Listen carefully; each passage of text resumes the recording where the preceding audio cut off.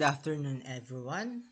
And this is our part 2 of our September 14, 2020 technical analysis of the Philippine Stock Exchange market. And for our verse of the day, same pa rin ang kanina. Stand firm and you will see the deliverance the Lord will bring you today. Exodus 14:13.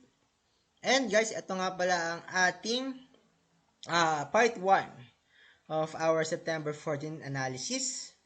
Ito ang ating coverage. Please like, subscribe, and hit that notification bell. Ayan, thank you so much guys. Okay, so for the part 2, tignan natin. Simula tayo kay ACEN. AC Energy. ACEN VH. Okay. Let's go full screen and then okay, let's focus on the chart. So for AC Energy Corporation, we have a very consistent increase sa ating uptrend, very consistent naman, no? Hindi nagpaawat dito yung ating doji, still breaking the resistance one, challenging or showing its 52-week high. That's a very nice, no? Presentation, and we have the support of the uptrend. And as you can see, medyo mababa lang na kaunti but still above average ang ating volume and still good, no? Still good for this kind of stock. So check natin si SAR, sabi niya there is no reversal yet, still going uptrend. For our Bollinger Band, we have a strong increase in volatility. And malakas-lakas pa ang kanyang possible price changes or actions. And then for our Ichimoku cloud, as you can see, we have blue over red. Pansin nyo to, it's blue over red above the Ichimoku cloud, saying that it is still going upwards. Significantly going upwards, alright? Now, let's check our MAs, our moving average indicators. So, for now, we have a double uptrend here, a golden cross. Yan. So far, our MAs is below na ng ating support 2. Ang ating MA50, of course, highest siya relatively to MA100 and then 200, signifying that in the past 200 days, this has been the highest. Actually, in the past 1 year, yan, a 52-week high, this is the highest price that this stock has ever attained. Okay? So far, ayan, nabawi niya na yung nangyari dito, no? Nung pumutok yung coronavirus scare. So, kung nakabili ka dito pala, no, almost nag-times 3 na ang iyong pera. Okay? In just few months. Okay, now let's proceed to our MACD. For our MACD, we still have a higher high, no? Although nasa nag-52-week high na siya, nagkaroon ng onting sell-off, and still good. We have a higher high sa ating positive histogram with a blue over red. Ang taas-taas pa rin ng ating uptrend. Okay? That's a strong buying momentum pa rin, no? Marami pa rin gustong bumili. However, sabi ni RSI, if I were you, I would not push my luck. Because it's in the level of 80 RSI. That's relatively high, no? And we have above 70 na RSI na. So, it's overbought. Anytime, pwede na siyang mag-down sloping. Bumaba. And magkaroon ng sell-off. Tulad nito, pansin nyo dito, no? Umabot pa siya dito ng 83. Unti lang from ating mark na 80. 83, bonus na lang yan kung aangat pa siya ng hanggang 88 dito banda. But as you can see, it's consistent, no? Kapag overbought na, malaki na yung kita ng tao, magte-take profit na yan. Sell off. Sell off. Ayan, sell off. And then sell off. So, high likely ito sell off din. Ito nag-sell off din. Maaari nang itong mag-sell off din. Kaya, I'd say that it's not a very wise decision to enter this stock, especially nasa 52-week high na siya and above na siya, overbought. So, for me, it's kind of scary and dangerous na siya. Hindi na siya conservative. High risk na siya with little reward. So, For me, no, it's a no for me. Maaari na siyang bumaksak anytime soon within this week. Okay, yan ang sinasabi ng TA natin. Let's proceed to our next stock. Let's go to Ayala. So, Ayala Lands, to be precise. Let's go full screen and full chart. Okay. So, for our Ayala, as you can see, nagkakaroon pa rin siya ng downward. Di pa rin siya nag-start pa lang siya, no? Mag-recover. This is our morning star, signifying a change in reversal in the momentum. Kaya, it's going uptrend. Pansin nyo, pagkatapos ito magpakita ni morning star, is nag-uptrend na siya dito. Alright? Nag-uptrend na siya. Okay. So, for this one, napapansin nyo naman na, ayan, this is blue, cyan over our MA50. MA100 over MA50 signifies a dead cross. This is the dead cross. Kita nyo yan, bumaba. Then, currently, nagkakaroon siya ng bounce up, bumabawi. But so far, sabi natin mga indicators, downtrend pa to. Sabi natin mga moving averages. And for this one, this area is a area of very strong resistance. Simply because that is the area where our MA50 and our MA100 are located. Therefore, ang taas ng ating supply sa area na yan, maaaring pababain niya ulit yung price if hindi mag-sustain itong upward movement. But then again, today is a very good day because of this kind of candlestick, meron tayong bullish Marubosu type of candle here. Alright? MA50 malayo pa. MA100, 200 pala, malayo pa, no? Above resistance 2 pa. For Ayala. Nevertheless, blue chip naman ito, no?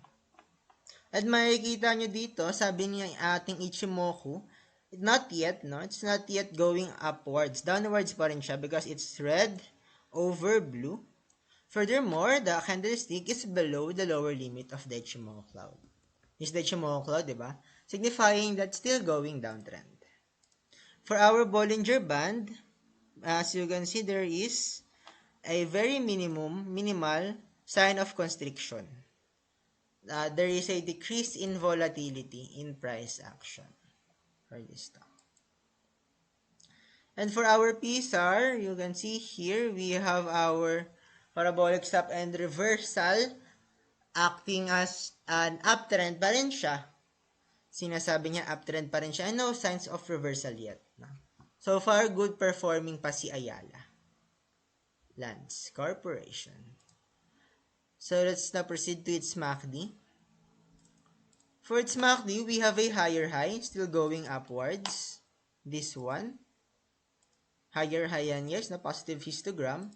And we have a blue over red. May have a MACD cross here. Signifying that we have a good or reliable uptrend buying momentum. Kasi nagba-bounce up nga.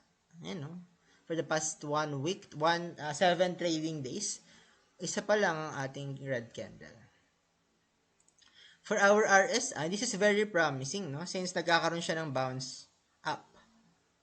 However, our resistance would be at this area, at 54 and 56. Why? Because this one tested here, and our 6th level is tested 3 times naman. Alright? So, tignan nyo na lamang iyan. Dyan ang area, maaari siyang magkaroon ng buhos, no? Or take profit ng ating mga nakabili sa mas murang halaga.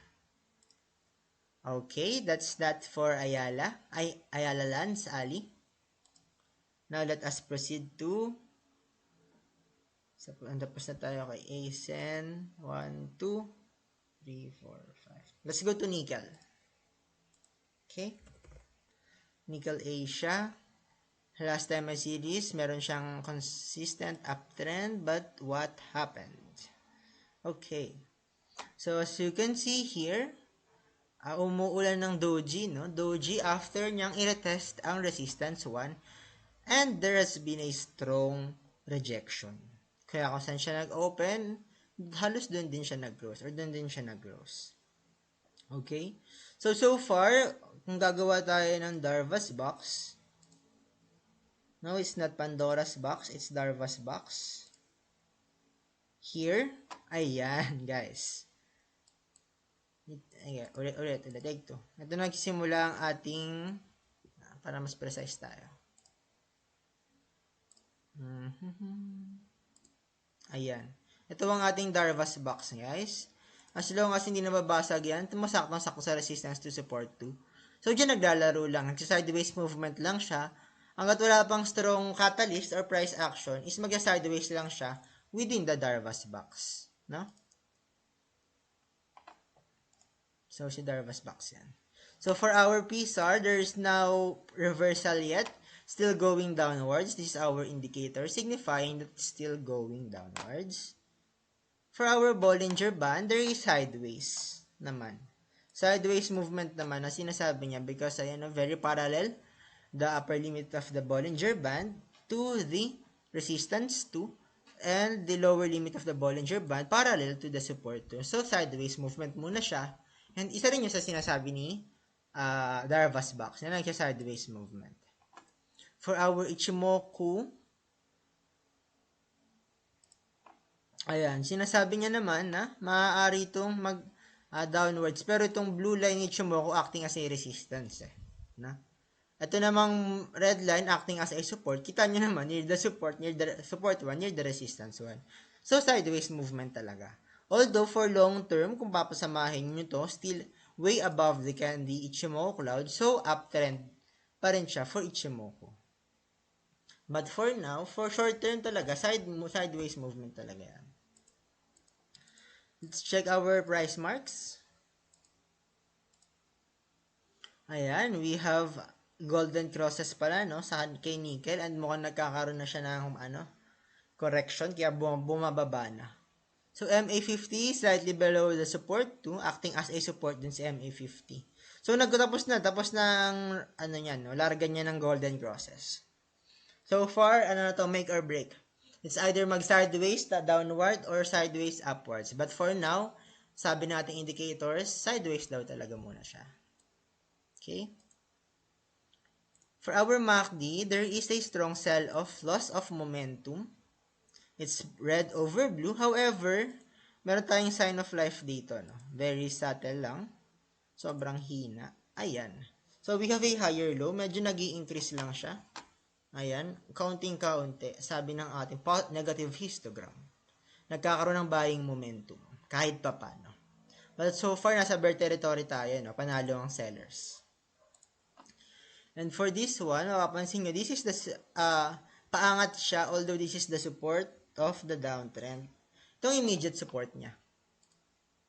Ayan, 1, 2, 3, okay, 3 is enough, no? And it's going upwards. So, possible na mauntog siya or maunsyami ang kanyang upward uptrend dahil dito sa 59 level ng RSI dahil tested yan here and then here for short term. Ganda ng bilog natin. Ayan, for short term. Okay, so far, sideways movement muna ang bias natin for this type of stock. Alright? Okay, now let's proceed to our next stock. We're done with ACEN, NIKL, Abra Mining Industrial Corporation, AR.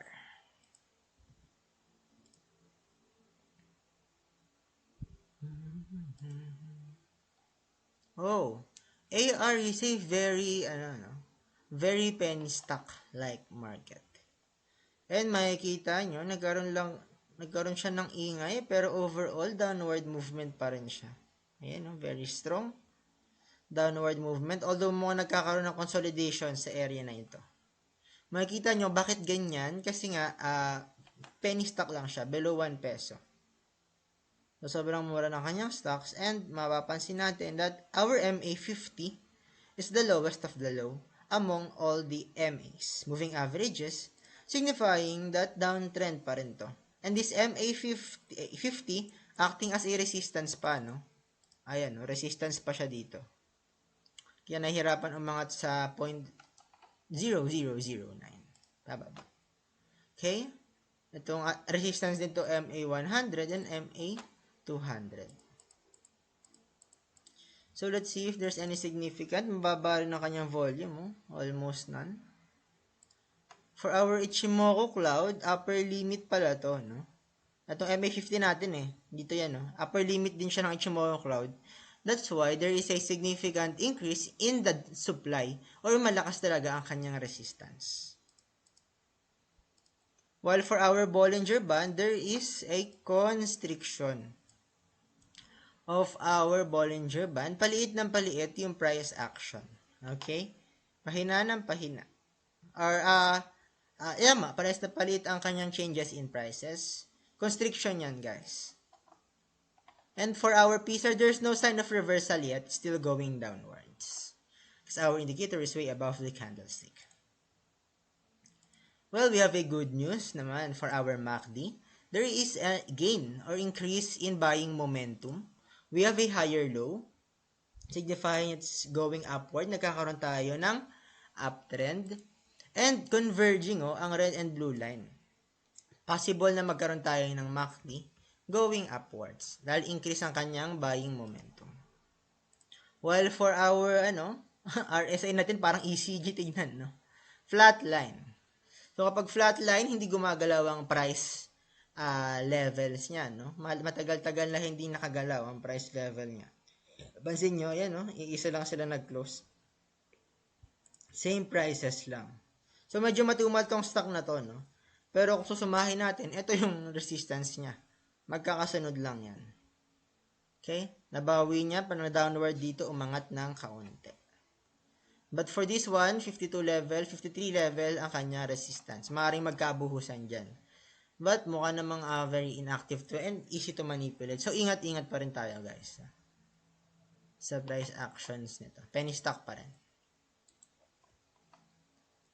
Now, let us proceed to our PSEI na pala. Natin 1, 2, 3, 4, 5. No, this is the last last chart na ating titignan for today. For today, baka maggawa pa tayo ng requested stocks. Mga nagpi-PM sa akin dyan.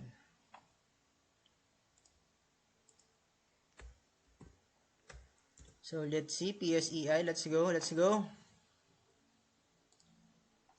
Oh, nice. For PSEI, mga tayo, green candle, 0.49%.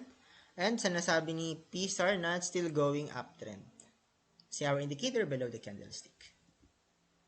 For our Bollinger Band, ayan, mukhang sideways pa. Sideways, parallel to each other.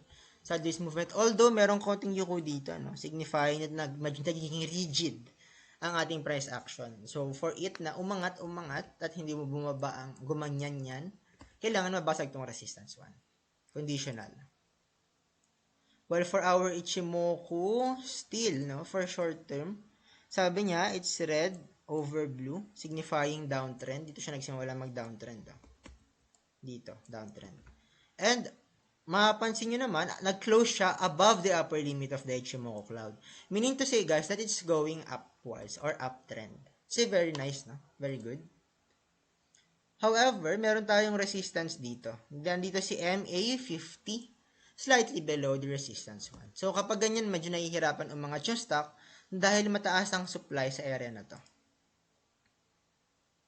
While, kung malakas ang supply, malakas naman ang demand sa area na ito.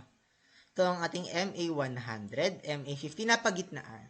And alam mo ibig sabihin yan, pag napagitnaan nilang dalawa, especially ngayong sa candlestick na ito, MA100 acting as a support, is nagkakaroon ng sideways movement. For our MA200, malayo pa. Nasa 6,500 levels pa. Maganda guys ang lagay ng market natin, no? In the past, compared to the past few months. We have a higher high, ang magandang buying momentum. And we have a blue over red. No? That's nice. Magandang buying momentum. And we have a positive pa rin na RSI. Uptrend pa rin. Ayan, no? Mapapansin nyo naman yan. This is the support of the uptrend. Still going upwards. So, paangat pa rin. Okay? So, for this one, ito ang ating resistance naman.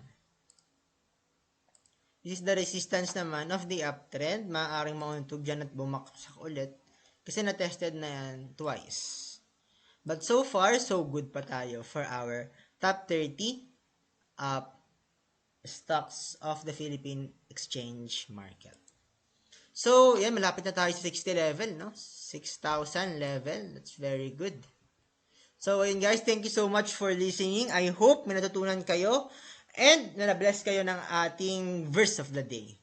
As always, is Doc Trader reminding you that you are blessed to become a blessing. Thank you.